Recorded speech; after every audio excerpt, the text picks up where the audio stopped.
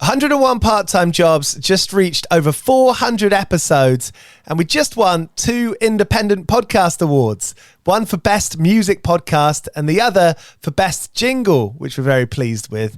We're an independent music podcast, and we've been able to do so by advertising, working with brands and companies who we like and we believe in. We want to keep this show free and accessible to everyone. So for the next few minutes, you're going to be hearing some sponsored messages, and then we'll be on with the episode. Thanks for your support. Hey, do you play in bands? I did for the longest time, and I wish that I knew that DistroKid was a thing. I don't even think it existed back then. DistroKid makes music distribution fun and easy with unlimited uploads, and artists keep 100% of your royalties and earnings. 1 million plus artists rely on DistroKid to get their music on Spotify, Apple, YouTube, TikTok, Tidal, Instagram, and all the major streaming services. When you get DistroKid, you can see a DistroKid bank and withdraw your earnings. You get notified when you've earned royalties, and you can withdraw via the app. And you can even check your streaming stats on Spotify and Apple. Get 30% off your first year on DistroKid by going to distrokid.com/VIP/101pod. 30% off for your first year. That's not bad. We know it's a tough world out there. Why don't you make it easier for yourself? And to get 30% off that free year as an artist, where you get 100% of your royalties and earnings, go to distrokid.com/VIP/101pod. All right, stay with me. I'll be right back after this. Want to shop Walmart Black Friday deals first? Walmart Plus members get early access to our hottest deals. Join now and get 50% off a 1-year annual membership. Shop Black Friday deals first with Walmart Plus. See terms at walmartplus.com. Looking for a pickup truck to get just about anything done? Look no further. The Chevy Silverado EV isn't just the most powerful Silverado ever, with next-level towing capability and technology. It also offers game-changing versatility with the available multi-flex midgate and tailgate, which means Silverado EV helps you carry large, bulky, and oddly shaped items up to nearly 11 feet in length. Chevrolet. Together, let's drive. Visit Chevrolet.com to learn more.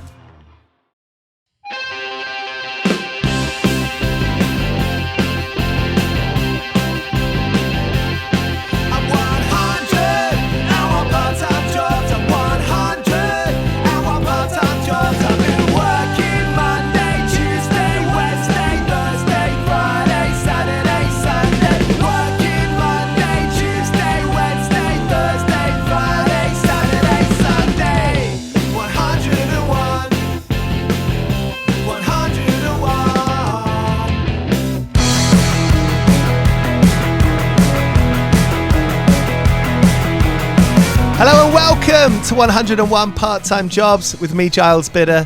It's where we hear from bands and artists about everything that goes on behind making a record or in between going on tours. Because there's beauty in the mundane and there's stories from when real life happens. On today's episode, we hear from the frontman of the Liverpool trio who've been able to keep the same demographic of fan base for 20 years, 15 to 25-year-olds, the Wombats. They know who they're speaking to.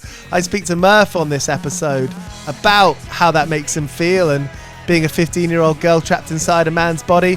We also spoke about what it's like living in LA and how their new record, Oh, the Ocean, out next February, was very nearly called something else.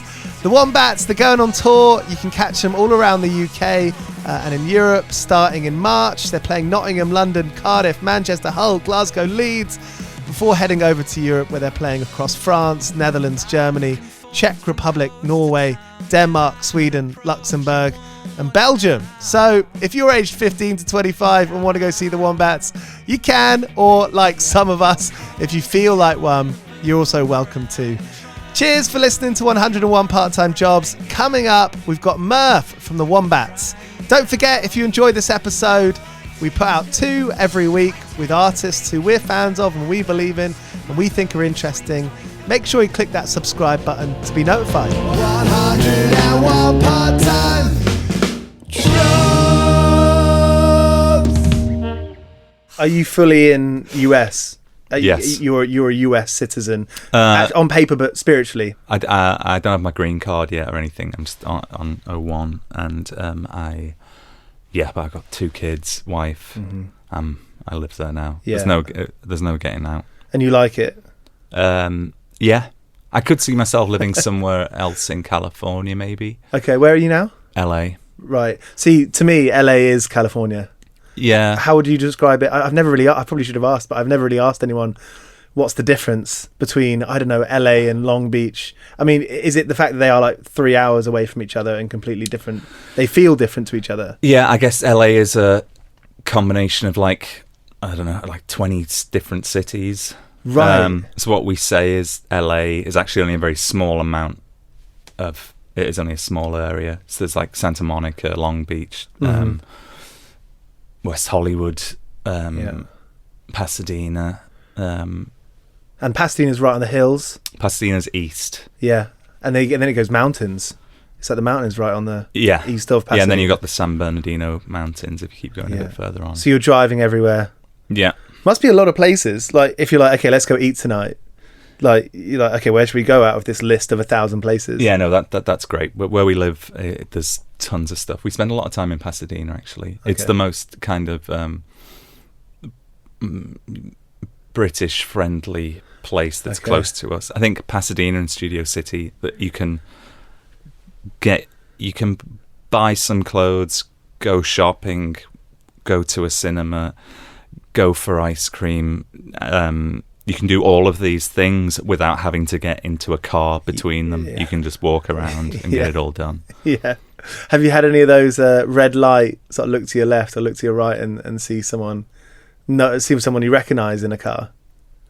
Oh, yeah, I've seen like Liam Neeson in Beverly Hills, and but my favourite one was we were driving out to Palm Springs. This is pre-kids, and I have like an old 911 993, and we were driving it along, and this other 993 came by us at the to our right, a much nicer one, and I was like, fucking hell, that is so nice. It had this like kind of purple hue to it, and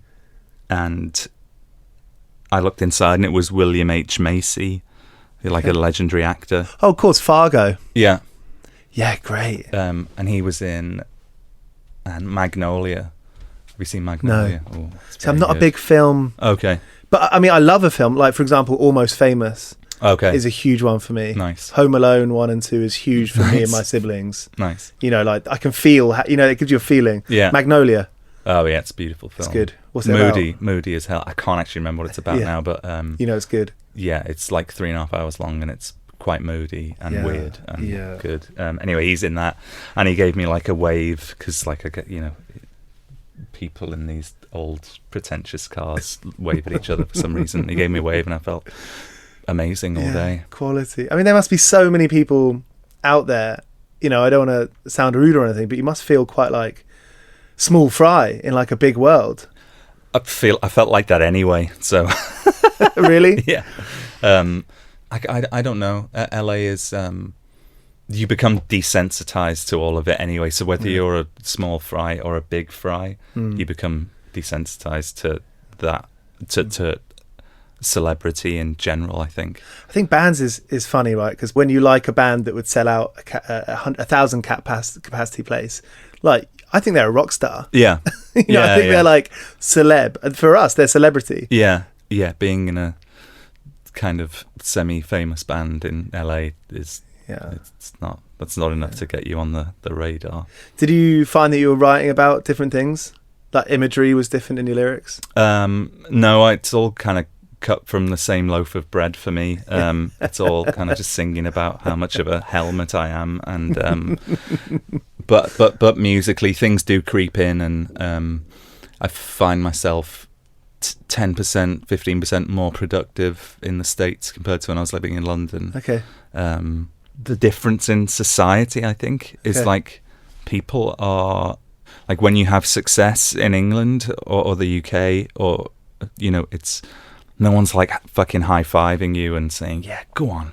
Mm-hmm. Like, Or I never found that. It was very much like you don't touch it kind of thing. Whereas over there, everyone is like high-fiving. They want everyone wants each other to succeed. And as soon as I found that, I was like, wow, this is amazing. I don't know if I've done a good job of describing it, but in growing up in Liverpool, you know,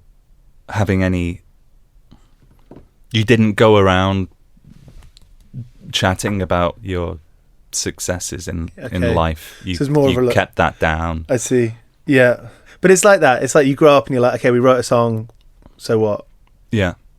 We got a number one single, so what? And your first number one album was Fix Yourself. Yeah, the last album. Which is great, which is really cool. It's kind of crazy. That must have been a bit of a boost, like at this point in your career. Yeah, it was a nice bit of validation, I guess. I don't know what it was, but it's like we've never had like the explosive moment a la, you know, Arctic Monkeys or something where everything just hits you and then it's a question of, well, can you maintain it? For us, it's always been a constant snowball thing, which has probably worked out better for us in the long run. Yeah, I mean, as far as where things go and like the way that like we react to like work, it makes sense to like keep your nose to the grindstone, keep on focusing on being like a sustainable band. Yeah, that makes sense to me. It's instilled probably a healthier, or you know, a healthier work ethic than if it was the other way around. And you've had time between records where you've chilled out for a little bit and like stayed at home. Yeah. Has that sort of remained a constant between those tours where you're like, yeah, I still feel like good about this? Have you always felt good about it? No, not at all. But I mean, between the last two albums has been kids, so it's been a fucking shit show. Being on tour is the calm part now. Yeah. And what happens with your wife and the kids when you're away? Well, it's just when I'm away. Yeah. That my kids have got to a point where they kind of miss me now, which is hard. But we have some help, and she's a trooper and gets through it. And I just hope that the kids help her in that regard. Yeah, because some days they choose up, and some days they wake up and choose violence. And I before I go, I give them, you know, a talk and say, hey, there is another path for you here. That's good. I mean, I as a kid, I wasn't treated like a adult. Yeah. And I feel like I had to sort of learn that for a little bit myself later on. And I think talking to kids like they're adults, it seems good. There must be enough literature out there, like parenting literature, that probably says a lot of that kind of stuff. Yeah. I tried to talk to them. I tried to be their friend as much as possible, as opposed to the dad. But then you have to jump into dad mode at the appropriate times and set boundaries and stuff. Otherwise, what's the saying? You can have I can't remember the saying, so I'm not going to say it. But it's something like you can't be friends with your kids when they're young and friends with them when they're adults. You've got to pick one or the other. That's terrifying. Yeah. Yeah. That's a job. Yeah. 101 part-time jobs. Yeah. That's the name of the show. And like, this is it. And I find myself being interested in talking about this because it is, I mean, there is a certain part of us where we see rock and roll on the big stage where we grow up, and we don't think of them as humans. Mm-hmm. We think of them as stars. Yeah. And I think now is an interesting time, like the last 10 years, we're reading more and more. Like if you read a profile in the New York Times about a songwriter that you like, it's usually about their life. And I think that's what we've become interested in. Yeah. Weirdly. You know, the BTS. Yeah. I think that the barriers have been slowly eroded until there really aren't any anymore. I feel like, I mean, having no barriers sounds terrifying. Sounds bad. But I feel like it's for the best. I don't know. I grew up loving the VH1. I still do. The VH1 and like the 120-minute stuff. And I know that's performance-based. But, you know, the interview section of it. Yeah. I love that shit. Yeah. That stuff's great. Nice. Uh-huh. Who did you grow up loving? What were the records? Who were the bands that you were like, oh, this changes everything? I was into like happy hardcore for a long time. Yeah. Like I used to buy the 12 cassette things. And John Peel. Yeah, and then thankfully I heard Creep by Radiohead one New Year's Eve when I was like 12 maybe. Mm-hmm. And then it was game over then, and then I was a Radiohead obsessive. Into weird guitars. weird guitar sounds. Yeah, and I was in Interesting chord in bands, and it was just when I'd started writing songs. I didn't have a clue what I was doing. I didn't really have any identity within the songs, and but yeah, that's what kind of got me on the path to being in bands and stuff. Most people I met playing music in Liverpool are playing in cover bands. Yeah, because there's so much. I guess there's a supply and demand there with the late night bars in town. Yeah. Well, I did audition for a cover band, like a wedding band once. Yeah. Something I like to remind my mum of occasionally. She was like, "Why don't you stop writing these silly songs and join a wedding band and make some actual money or something?" So yeah, I like to bring that up. I'm seeing her after this, so I might bring it up again. Great. And did you work at a diner? Yeah. For a little while. Yeah. Was that in Liverpool? Yes, an American diner near the airport. Okay. I was there for about 3 months, probably a bit less. In those sort of like no man land areas. Yeah, it was like a new kind of built up area with a cinema, and it was by the airport. It was pretty grim, and I worked there for 3 months and then got fired. It was hot. I just was not cut out for that. I remember carrying, I had a tray with like 2 pints of Foster's on it and some food, and I was working like one Sunday lunchtime, and I tripped over a baby and delivered the 2 pints of Foster's into the laps of the people who ordered it. And that wasn't even what got me fired, I don't think, but that was really the beginning of the end. I mean, you got to face yourself. That's cold hard reality. Yeah. Sets you up, I guess. Some good learning experiences. Yeah. I remember the tips being pretty good. Oh yeah, that's nice. British people don't tip. It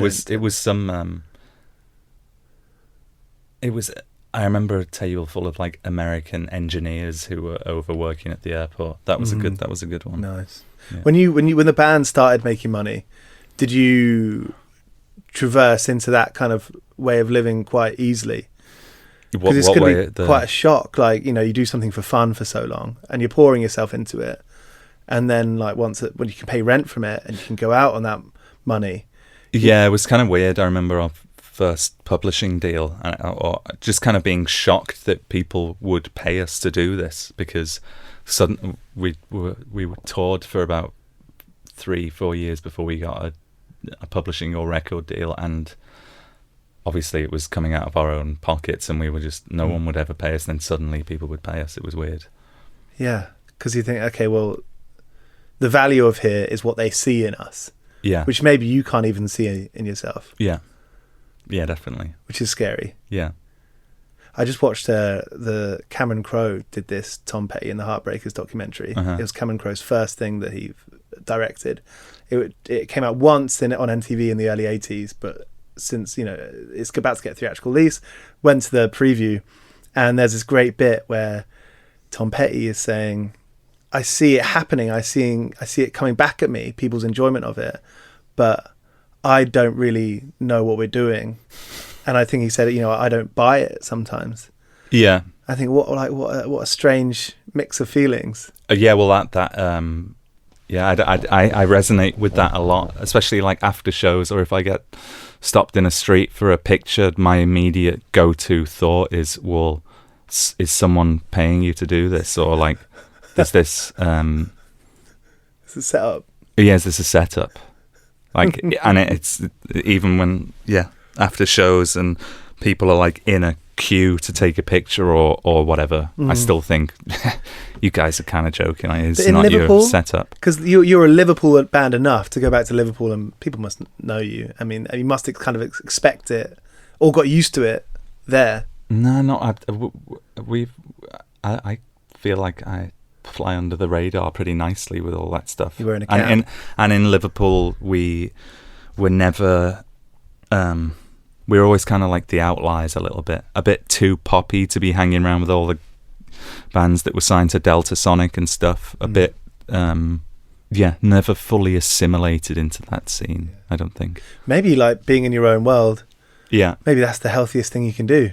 Yeah. in terms of songwriting and because you're like, this is us. We can't try and be anything else. This is just us. We have to look inside of ourselves. Yeah, I think it was kind of helpful to not feel a part of that music scene. I think it kind of kept us feeling maybe a need to prove ourselves or something. Yeah. Although I bet Frankie Goes to Hollywood. They're from Liverpool as well. I can't imagine them fitting in with the typical band scene of the time either. Your fan base is still it's the same age as it was like 15 years ago. Yeah, it's kind of it's someone was telling me the other day it's like 50% between 18 and 24, and I'm like, how is that? How does that work? So it seems new kids are finding our music and still resonating with it. Yeah, you've captured that feeling. Yeah. That feeling of change that everyone has, age 16 to 25. Yeah.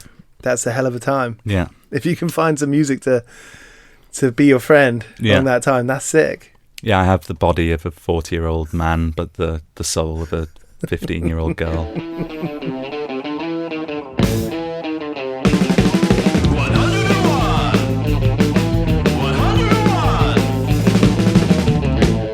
And you made this record with John Congleton. Yes. Which is awesome. So he, for people listening, he's like a legendary indie rock producer, right? Yeah. He's done so much great stuff. I think, did he do the Boy Genius stuff? Yeah, I think so. Maybe. Well, or Catherine Marks did that, maybe. I think Julian Baker's done some stuff. And if you look at his no, don't actually do it, but his Wikipedia, like if you look at, he's done everyone. And that must have been cool. I mean, speaking about writing these kinds of songs, it must be cool to go in with someone like him who has like a lens of like pretty, historic, legendary indie rock. Yeah. So you can kind of maybe work with both sides, the kind of lyrical stuff that appeals to the younger generation. Yeah. And keeping a sound that is going to satisfy you. Yeah, I think so. I mean, it was the first time. I mean, the last 5 albums that I've put out, whether the Wombats or my own stuff, have all been with Mark Crew, but we decided to do something different this time, and so it was kind of a little bit. It was a bit unsettling at parts because we'd never really worked with him, and we didn't even like try out, a song or anything. We just were like, I met him once. You got along? And we got along, and that was it. And he had the time. And what did you talk about? I can't remember what we were talking about. Just not really anything to do with music. For me, those things are kind of like, well, I know there's loads of fancy gear in here, and I don't really care about that. I want to know what it's going to sound like after it's been run through your brain. So I can't remember what we talked about. I remember liking him a lot, and he had a nice. He did that Mateel record that sounds beautiful. Okay.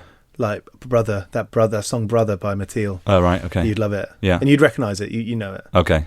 Yeah. But yeah, no, he had for me, this album was all about making something fresh, exciting, but not an exhaustive listen, because I feel like myself, Dan and Todd, and maybe they don't even agree with this, but we can let fear override our senses sometimes, and like want to push everything and want to compress everything and want to dial it all up to 11. Mm-hmm. And when you do that over the course of an album, it can become a little bit tiring. Mm-hmm. So I just wanted to make something that was well curated and exciting, but not exhausting. I was listening to something on, I think it was YouTube. I think it was like a mix or something. And the song that hit hardest was the song that was actually a little bit lower in volume. Yeah. I was like, that's strange, isn't it? Yeah. That was cool. He always listened back to everything with it barely on. Okay. Rather than loads of producers who will just crank it up, put it through the biggest speakers, make everyone feel good in that moment. Right. Because it does sound amazing in there, right? Yeah. And he'll never say, it never really sounds like that again. But he would always monitor on the lowest, like it was barely on, which was interesting.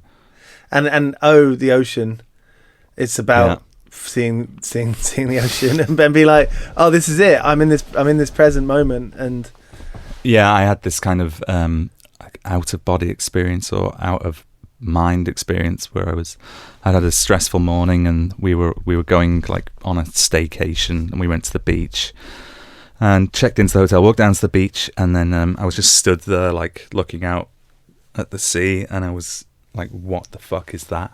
Like I've seen seas before and beaches and been in them, one.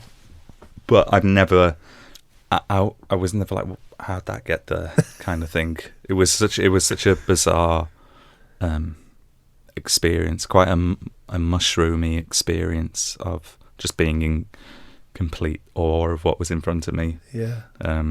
So I kind of wanted to call the album "Fuck the Ocean," but for comma the ocean. Yeah, but for obvious reasons that wasn't going to work. I mean, that's the sad truth of it. It probably pushed you down the algorithm. Yeah, It's one of the major considerations. Yeah. Oh well, my head went to kind of fornicating with the ocean. Oh, yeah. But also, fuck the ocean. It would be bad for. You were going to fuck the ocean. Well, that's where my head went, rather than kind of polluting it. That's so funny. That's so unhinged. Yeah. That's comedy. I imagine fucking an ocean would, if you enjoyed it. Yeah. That would be your whole life. Well, you could go in there and just naked and. It wouldn't have a start, a middle, and an end. You'd just carry on until death. Do you watch that kind of comedy? Are you into that kind of?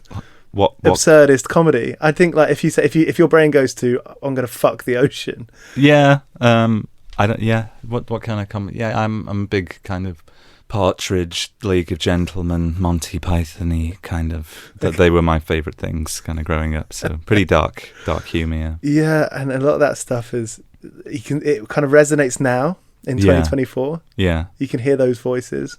Especially Partridge. It's just genius. Yeah.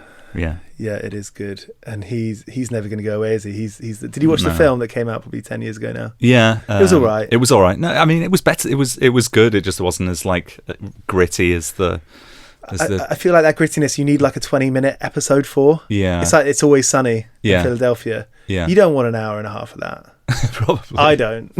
But yeah, I guess it had been Hollywooded a bit, and maybe that didn't quite work as well. But I found out that my tour manager eats a fucking Terry's chocolate orange like one a day, and I was like, "You are Alan Partridge." Is the box bashed, and is the orange, is it slightly deformed? I couldn't believe that. Christmas is one of those times that people can go really up and down. Yeah, you know, people who've maybe like had family difficulties or don't have like a home like that, like you see on other people's Instagram feeds. Yeah, I feel like there's two clear-cut types of Christmas for me, which is pre-kids and post-kids. Okay. Not on tour and off tour. No, yeah, we've done some. Yeah, we've toured Australia around Christmas, and that's weird because it's summer there, and it's very kind of odd. But sunburnt. I was never much of a festive character. Yeah. In fact, I think there was only 1 year where I got up because I was excited. Even when I was like 3, 4, 5, 6, 7, I would always sleep in. So I would never got excited about going down to get presents apart from 1 year. You got siblings? No. Okay. So your parents would really know? Oh, yeah. They'd be like, Murph. I mean, they probably don't call you Murph, but... Yeah, Matthew. Yeah. He's not coming up. Did they let you be? No, they generally would have preferred me to have kind of got up, but yeah. So I don't know what that says about me, but Christmas has always been it's just heavy. I don't know. It's a heavy time of year. It is. It's like it's made of melancholy. Yeah. I mean, I'm not a huge fan. Not a huge fan at all. So how do you survive it? Well, I used to survive it by pounding as much red wine into me as possible. And in Liverpool, it was like lots of pub stuff. And now I just I get the chance to see it through my daughter's eyes. Yeah. So that's cool. Yeah. I really like that. But still, it's like, it requires a lot of energy. Yeah. You're so right. And it's hard to shake that off. Yeah. Hard to shake the heaviness off. Yeah. Every time this year comes around, like I could like talking about it, I could like sort of cry. I remember going in. Seriously, I remember going into like being told off at a job I had. Yeah. At Festival Republic, which is quite funny because now I go to their events and on the guest list for that stuff. But my boss called me in and I was just saying, I find December kind of a hard time. Yeah. And like, I was welling up. And I was like, what a bizarre thing to happen. Just the time of year, the scenario that you're in. Well, you can, I guess, if you have a slightly disjointed family or home life, then you're really forced to reckon with that. Yeah. And there's no other option. Your parents stayed together? Yes. Yeah. So even if you got parents who stayed together, it's still heavy. Yeah. Well, yeah. But there are still kind of festive, joyous moments. Like I remember, it's snowing one time. I remember being in Hereford one Boxing Day, or whatever, and there was like carols and I do have some positive moments, beautiful moments, really, I guess. But yeah, on the whole, big old struggle. Would you write songs in that time? We have a Christmas song about everyone kind of arguing about politics over the Christmas table and stuff. I don't like turkey. I don't like Christmas pudding either. So it really is the red wine. Yeah, that's what you're left with. Yeah. What about New Year's? Ooh, I mean, New Year's was fine. That was just a massive session, basically. Yeah, and Liverpool's a drinking city. Oh yeah, like more so than I've ever known. Yeah, and a big party city now as well. Yeah, people. It's so loud. Yeah, it's the loudest city centre I think I've ever been in. Yeah, it's a good place to go, and everything stays open very late as well. Yeah, and people are generally nice. Yeah, nicer than they are in Watford, where I grew up. Yeah, yeah. No, Scousers are hilarious. Yeah. What are your like sort of standout memories of like a good New Year's? What was a good New Year's for you? It was always like house parties. Yeah, perfect. Like late pre going to uni house parties were my favourite. Because it's new. Favourite things. Yeah. And it's the wild. Yeah. And it was just like 100 people in a house going for it. Yeah. They were a lot of fun. I was often I would go into lone wolf mode at house parties. Oh yeah, I love hanging around with my friends. Yeah, and I'm lucky I've had the same friends for 20 years now. Yeah, but whenever we'd go to parties, I'd be straight off trying to find some fun. Yeah, whatever that fun is. I resonate with the kind of lone wolf mentality. Yeah, and you go out and you're like, let's see what I want to find out for myself. Yeah, I remember remember sliding down stairs. Everyone was having like stair races or something, and we put like sleeping bags on and see who could. Obviously, everyone was kind of out of their mind. Yeah, and time it and stuff. That was fun. Great fun, good stuff. Thanks, Murph. I think this is a good 45 minutes. Oh yeah, but I appreciate. Thanks for the chat. No, thank you so much. That was fun. Just to end with, have you ever made any really like quite bad or funny mistakes in the workplace? And I guess we can talk Wombat stuff as well. I don't know, some falling off the stage or forgetting lyrics. Oh, I forget lyrics all the time. That's kind of commonplace. Embarrassing stuff. My head went to Kirsten Dunst at Glastonbury, where I used to smoke at the time, and she asked me for a light, and I gave her a light, and she'd seen our set on the other stage, and she was like, "Oh, that set was amazing," or whatever. And I really enjoyed your set, was what she said. And I kind of freaked out and didn't know what to say. And I said, like, I really enjoy your movies. And she looked at me like I was just a piece of shit and walked off. That's the most reasonable thing you can say. Yeah, but yeah, I mean, I froze. You got to give people a second chance sometimes, but I did not get one. But the thing about that is, I reckon you've. Not in a mean way, but she probably hasn't thought about that ever again. No, not at all. It's not like that guy was a dick. Yeah. It's one thing to be worried about, like, just kind of saying a bit nothing, and then another thing being like, was I rude? Was I actively rude to that person? Yeah, no, I'm not. I don't think I've ever been fully rude to anyone. I hope not. I get scared that I like spittle. on them. Yeah. Well, in the face specifically. Yeah. Is that because it's so loud? And yes, I do it. You do that. My girlfriend's always been like, "What?" Because it's loud in these places. Yeah. And it's a biological thing. It's my fucking lips. You know? Yeah. I can't help it. Me and my friend, we like push each other's ear in. So if I was to like push that bit in and just talk to you normally, you can hear everything. You can't do that to a stranger. You can't do that to a stranger, no. Mind if I put my finger in your ear? Let's make that a thing. That would be amazing. All right, nice one, Murph. Thank you so much. 101 part-time jobs. Yeah, thanks for having me. Of course.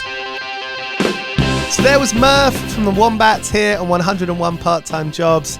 Their new record, Oh, the Ocean, is out next February, and you can catch them on tour in the UK and across Europe throughout March 2025. Thank you for listening to that chat. I really appreciate you being here, as always. Hope you enjoyed it. If you did, make sure you click that subscribe button so you get notified every time we put out an episode, which is twice a week. All good guests. Hopefully you find out some things you didn't know before. It's 101 Part-Time Jobs. And don't forget to follow us on socials. You can find clips on Instagram, TikTok, and sometimes on YouTube. Cheers. 101 Part-Time Jobs is hosted by Giles Bidder and produced by me, Olivia Swash. This has been a Mighty Moon Media production.